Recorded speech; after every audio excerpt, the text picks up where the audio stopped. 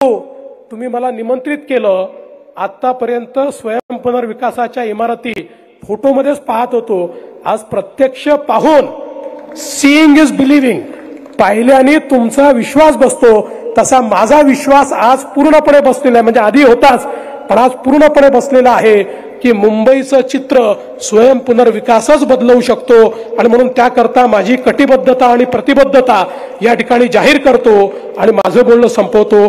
धन्यवाद. जय हिंद, जय महाराष्ट्र.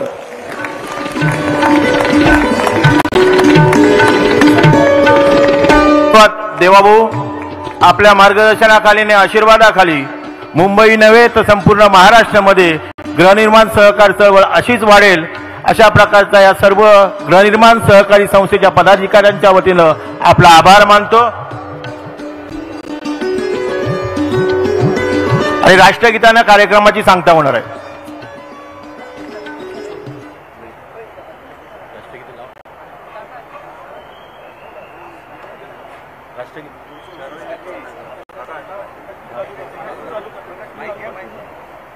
जनगण मन अधिनायक जय हे भारत भाग्य विधाता. पंजाब सिंध गुजरात मराठा द्राविड उत्कल गंगा. विंध्य हिमाचल यमुना गंगा उच्चल जलधितर.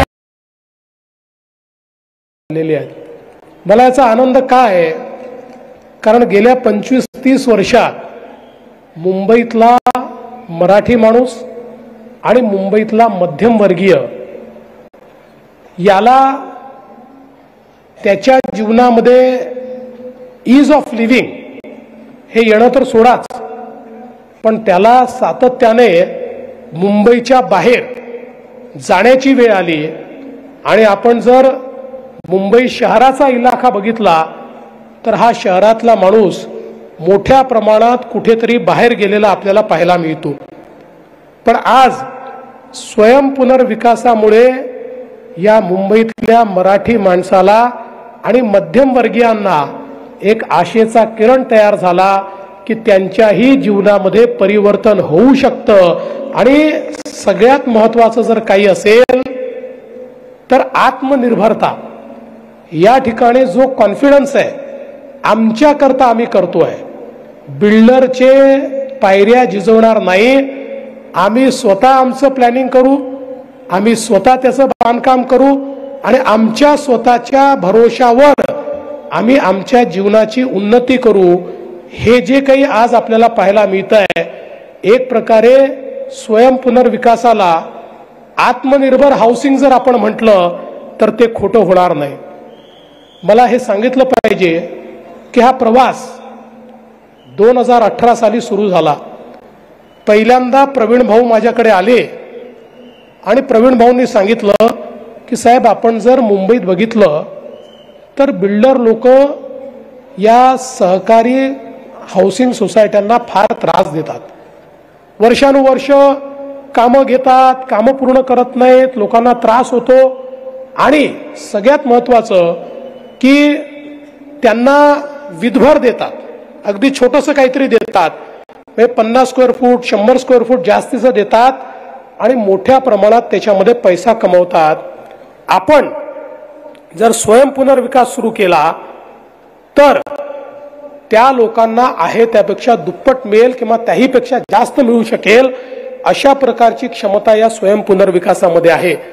आणि म्हणून पहिल्यांदा 2018 साली आम्ही स्वयं पुनर्विकासचा हा GR काढला आणि वेगवेगळ्या प्रकारे कसं याला पूर्ण करता येईल हा प्रयत्न आपण सुरू केला. दुर्दैवाने आपल्याला माहिती आहे 2019 नंतर काही काळ राज्यामध्ये आपलं सरकार नव्हतं. त्या काळामध्ये एक ब्रेक या स्वयं पुनर्विकासाला लागला होता. पण जरी सरकारने ब्रेक लावला होता तरी आम्ही थांबलो नव्हतो. आम्ही त्या ठिकाणी प्रवीण दरेकरांच्या नेतृत्वामध्ये आपली मुंबई जिल्हा मध्यवर्ती बँक असेल, राज्य बँक असेल, यांच्या माध्यमातून जेवढ्या योजना करता येतील त्यातल्या ज्या अडचणी आहेत त्या अडचणी कशा दूर करता येतील याचा प्रयत्न आम्ही सुरूच ठेवला. आणि आपल्या सगळ्यांच्या आशीर्वादानं पुन्हा ज्यावेळी सरकार आलं त्या सरकारमध्ये आपण पहिली परिषद घेतली सहकारी गृहनिर्माण संस्थांची. मला असं वाटतं की मुंबईच्या इतिहासातली सगळ्यात मोठी परिषद ही आपण त्या ठिकाणी घेतली आणि या परिषदेमध्ये एकूण 18 मागण्या माझ्या समोर ठेवण्यात आल्या होत्या. त्यातल्या 16 मागण्या मान्य करून आपण त्याचा GR काढला आणि त्यातनं स्वयंपुनर्विकासाला एक मोठी चालना या ठिकाणी मिळालेली आपण बघितली. आज आपण पाहतोय की जवळपास 1500 सोसायट्यांचे प्रस्ताव या ठिकाणी आले आहेत. आता मला मुंबई गृहनिर्माणला आणि म्हाडाला सांगायचं आहे, तुम्ही मागच्या काळात चांगलं काम केलंय. आपण मागच्या काळामध्ये सिंगल विंडो सिस्टीम सुरू केली. या सिंगल विंडो सिस्टीम मध्ये 45 प्रस्ताव तुमच्याकडे प्राप्त झाले. त्यापैकी 42 प्रस्तावांना तुम्ही मान्यता दिली. पण मी या गतीने समाधानी नाही. याचं कारण तुम्ही हा विचार करा की 1600 प्रस्ताव आमच्याकडे आहेत, तुमच्याकडे 42-45 प्रस्ताव का आले? हे सगळे 1600 प्रस्ताव तुमच्याकडे का आले नाहीत आणि त्याला का अद्यापपर्यंत मान्यता मिळाली नाही? याचा अर्थ असा आहे की आपण ही जी सिंगल विंडो सुरू केलेली आहे याच्यामध्ये अद्यापही लोकांना अडचणी आहेत. बघा, स्वयंपुनर्विकास म्हटल्यानंतर अनेक दलालांची दुकानं बंद होत आहेत आणि ज्यांची दुकानं बंद होत आहेत ते खोडा घालण्याचा प्रयत्न करतात. पण मागच्या काळात जसं या बिल्डिंगच्या संदर्भात ज्या लोकांनी पैसे मागितले त्या क्षणी त्यांना आम्ही त्या ठिकाणी सस्पेंड केलं. मी आजच सांगतो, स्वयंपुनर्विकासामध्ये कोणीही खोडा घालण्याचा प्रयत्न केला तर त्याला त्याची नोकरी वाचवता येणार नाही. हे लक्षात ठेवलं पाहिजे आणि या हिशोबाने काम केलं पाहिजे. आणि म्हणून सिंगल विंडो सिस्टीम जी आपण तयार केलेली आहे ती अधिक प्रभावी कशी करता येईल. अनेक वेळा सिंगल विंडोचा अर्थ काय असतो, त्या विंडोतनं म्हणजे त्या खिडकीतनं आत गेलं की आत 100 दरवाजे असतात, त्या प्रत्येक दरवाजावर ठोठवावं लागतं. अशी सिंगल विंडो नको. सिंगल विंडोचा अर्थ एकदा त्या खिडकीतनं आम्ही आत गेलो की आमचं कामच झालं पाहिजे, अशा प्रकारची सिंगल विंडो. आणि म्हणून स्वयंपुनर्विकासच्या संदर्भातले जेवढ्या सर्व्हिसेस आहेत या सगळ्या सर्व्हिसेस राईट टू सर्व्हिस ऍक्टच्या अंतर्गत नोटिफाय करायच्या आणि त्या सगळ्या डिजिटल पद्धतीनं उपलब्ध करून द्यायच्या. त्याच्यामध्ये कुठलंही ह्युमन इंटरव्हेन्शन राहणार नाही, कोणीही काही मागणी करू शकणार नाही. अशा प्रकारचं एक अतिशय सीमलेस अशी सिंगल विंडो ही येत्या काळामध्ये आपण निश्चितपणे या ठिकाणी तयार करू. आणि याच सोबत मला असं वाटतं की वेगवेगळ्या प्रकारे या ठिकाणी काम करत असताना आपल्या हे लक्षात आलं, आता काही मागण्या देखील दिलेल्या आहेत. त्यातली एक महत्वाची मागणी आहे की स्वयंपुनर्विकासाच्या संदर्भात प्रीमियम ज्यावेळेस आपण भरवतो सुरुवातीला प्रीमियम भरावं लागतं आणि काम सुरू व्हायला 2 वर्ष 3 वर्ष लागतात आणि मग त्याचा बोजा हा आमच्या तिथल्या नागरिकांवर पडतो. बिल्डरजवळ पैसा असतो, बिल्डर ते भरू शकतो. अनेक वेळा स्वयंपुनर्विकासामध्ये लोक याकरता येत नाहीत की आधीचे पैसे कुठनं भरायचे. आणि आता आपण मागच्या काळामध्ये त्याच्याकरता मुभा दिली आणि आपण सांगितलं की हे पैसे 3 वर्षात भरता येतील.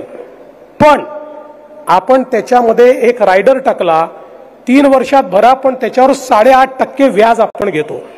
त्याच्यामुळे प्रॉब्लेम काय होतो की हा जो काही सोसायटीवाला असतो याला बँकेचंही व्याज भरावं लागतं आणि प्रीमियमचंही व्याज भरावं लागतं, म्हणजे डबल व्याज त्याला भरावं लागतं त्या ठिकाणी. आणि म्हणून आज मी घोषणा करतो, स्वयंपुनर्विकासाच्या बाबतीत हे व्याज रद्द केलं जाईल.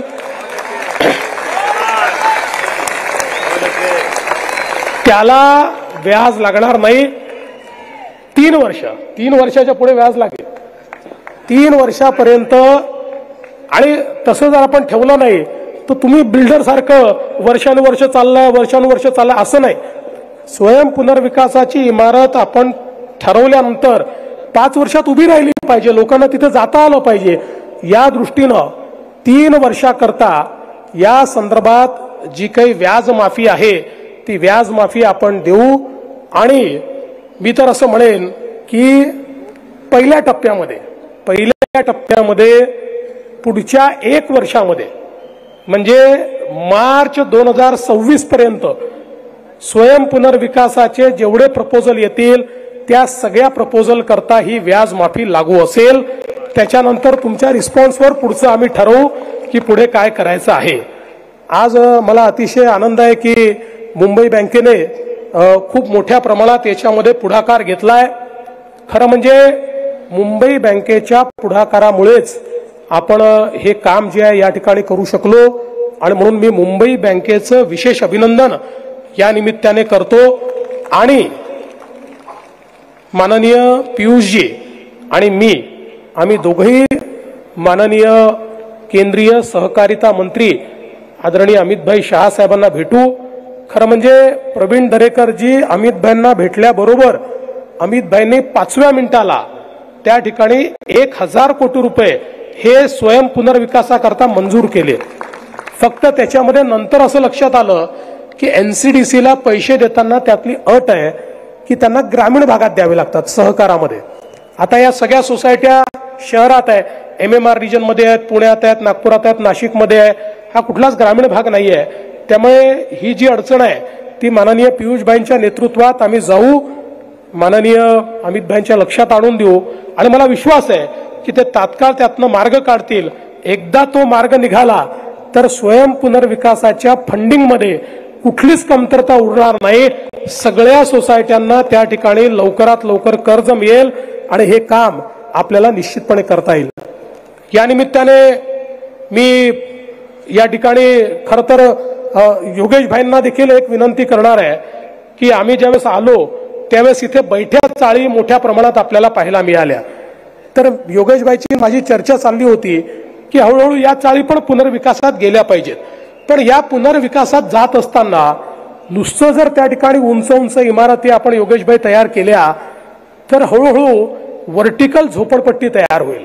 लोकांना कुठल्या सोयी सुविधा राहणार नाही, पर्यावरण पूरक काम होणार नाही. आणि म्हणून माझी इच्छा अशी आहे, पहिला प्रकल्प तुम्ही हातामध्ये घ्या, या सगळ्या भागाचा क्लस्टर स्वयं पुनर्विकास अशा प्रकारचा एक तुम्ही प्रकल्प हातामध्ये घ्या. त्याच्यामध्ये ज्या ज्या अडचणी आहेत त्या आपण दूर करू. क्लस्टर पुनर्विकास जर आपण केला तर आपल्याला खेळाचं मैदान मिळेल, आपल्याला गार्डन मिळेल, आपल्याला पब्लिक स्पेस मिळेल, आपल्याला पब्लिक अम्युनिटी मिळेल, सगळ्या गोष्टी मिळतील आणि त्यातनं एक चांगला विकास आपल्याला करता येईल. आज आपल्याला माहिती आहे की म्हाडाच्या 56 वसाहतीमध्ये मोठ्या प्रमाणात या पुनर्विकासाचं काम आपण सुरू केलेलं आहे. कारण आज ती आवश्यकता आहे. त्या काळातल्या परिस्थितीप्रमाणे त्या वसाहती तयार झाल्या. कदाचित त्या काळामध्ये छप्पर मिळणं एवढाच एक त्याच्या पाठीमागे उद्दिष्ट होतं. पण आमचे प्रधानमंत्री माननीय नरेंद्र मोदीजींनी आम्हाला सांगितलंय की प्रत्येक माणसाला ईज ऑफ लिव्हिंग मिळालं पाहिजे, त्याच्या जीवनामध्ये गुणात्मक परिवर्तन आलं पाहिजे. हे गुणात्मक परिवर्तन जर आणायचं असेल तर आपल्याला स्वयं पुनर्विकासामध्येही क्लस्टरचा अप्रोच या ठिकाणी तयार करावा लागेल.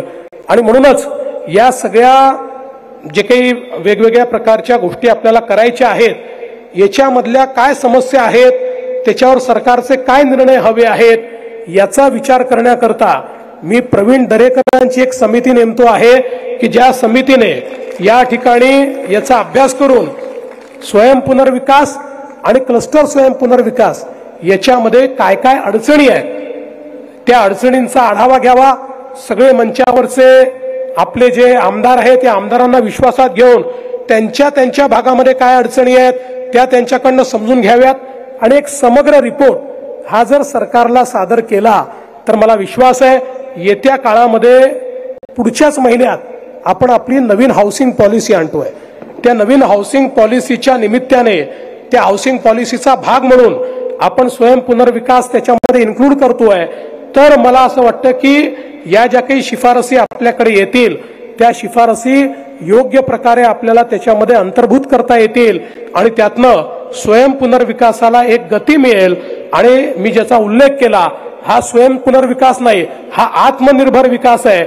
या आत्मनिर्भर विकासाकरता आमचा जो मध्यमवर्गीय आमचा जो गरीब आहे तो पूर्णपणे त्या ठिकाणी तयार होईल।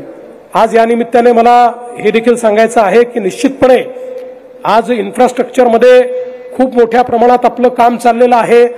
मेट्रोचं काम असेल, बोगद्यांचं काम असेल, कोस्टल रोडचं काम असेल, एलिव्हेटेड रोडचं काम असेल, विविध प्रकारची कामं आपण करतोय। कारण आपण माननीय प्रधानमंत्री नरेंद्र मोदीजी यांच्या हस्ते 2019ला एक संकल्पना मांडली होती, मुंबई विदिन 59 मिनिट्स, म्हणजे मुंबईतल्या कुठल्याही भागातनं मुंबईतल्या कुठल्याही भागापर्यंत 59 मिनिटात जाता आलं पाहिजे, अशा प्रकारची सुगमता या मुंबईमध्ये आणायची आहे आणि त्या दृष्टीने अनेक कामं चाललेली आहेत। मी माननीय पियुषभाईंचं देखील मनापासून अभिनंदन करेन। खरं म्हणजे केंद्रीय मंत्री असताना एवढा वेळ देखील मिळत नाही, पण ते स्वतः वेळ काढतात, खूप इथल्या प्रश्नांमध्ये रस घेतात आणि खरं तर पियुषभाई, मुंबईमधल्या आमच्या ज्या समस्या आहेत त्यातल्या अर्ध्या समस्या या तुम्हीच आम्हाला त्यातनं बाहेर काढू शकता, कारण अर्ध्या समस्या आमच्याशी रिलेटेड आहे आणि अर्ध्या केंद्र सरकारशी रिलेटेड आहे। त्यामुळे केंद्र सरकारमध्ये आमचे एक प्रकारे अँबॅसेडर म्हणून आपल्याला काम करावं लागेल आणि मागच्या काळामध्ये आमच्या गोपाळभाईंनी उत्तर मुंबईचा खासदार म्हणून अतिशय चांगलं काम केलं। आता या उत्तर मुंबईला उत्तम मुंबई करण्याचा विडा हा पियुषभाईंनी उचललेला आहे। मी आपल्याला एवढंच आश्वस्त करतो की महाराष्ट्राचं सरकार हे पूर्णपणे या आपल्या प्रयत्नांमध्ये आपल्या पाठीशी उभं राहील आणि याकरता जे जे करण्याची आवश्यकता असेल ते आम्ही करू।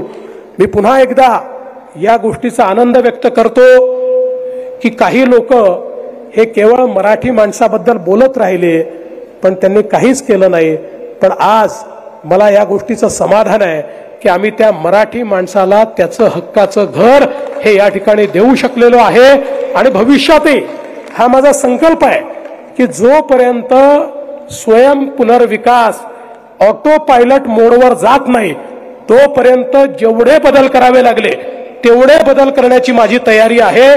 त्या संदर्भात सगळे बदल आपण करूया आणि स्वाभिमानानं स्वयं पुनर्विकासातून या ठिकाणी आत्मनिर्भर अशा प्रकारचा आमचा मुंबईकर हा उभा करण्याचा संकल्प आज मी घेतो। आणि या चांगल्या कार्यक्रमामध्ये प्रवीण भाऊ, तुम्ही मला निमंत्रित केलं। आतापर्यंत स्वयं पुनर्विकासाच्या इमारती फोटोमध्येच पाहत होतो, आज प्रत्यक्ष पाहून सीइंग इज बिलिव्हिंग, पाहिल्याने तुमचा विश्वास बसतो, तसा माझा विश्वास आज पूर्णपणे बसलेला आहे। म्हणजे आधी होताच पण आज पूर्णपणे बसलेला आहे की मुंबईचं चित्र स्वयं पुनर्विकासच बदलवू शकतो आणि म्हणून त्याकरता माझी कटिबद्धता आणि प्रतिबद्धता या ठिकाणी जाहीर करतो आणि माझं बोलणं संपवतो। धन्यवाद। जय हिंद, जय महाराष्ट्र।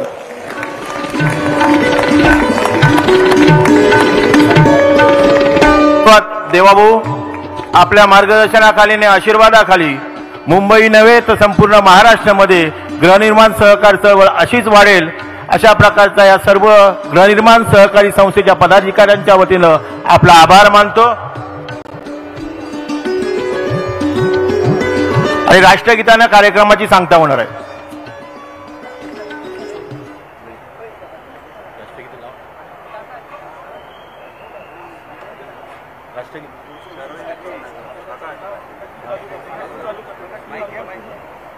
जनगण मन अधिनायक जय हे भारत भाग्य विधाता। पंजाब सिंध गुजरात मराठा द्राविड उत्कल बंगा। विंध्य हिमाचल यमुना गंगा उच्चल जलधि तरंगा। तव शुभ नामे जागे तव शुभ आशीष मांगे। गाहे तव जय गाथा जन गण मंगलदायक जय हे भारत भाग्य विधाता।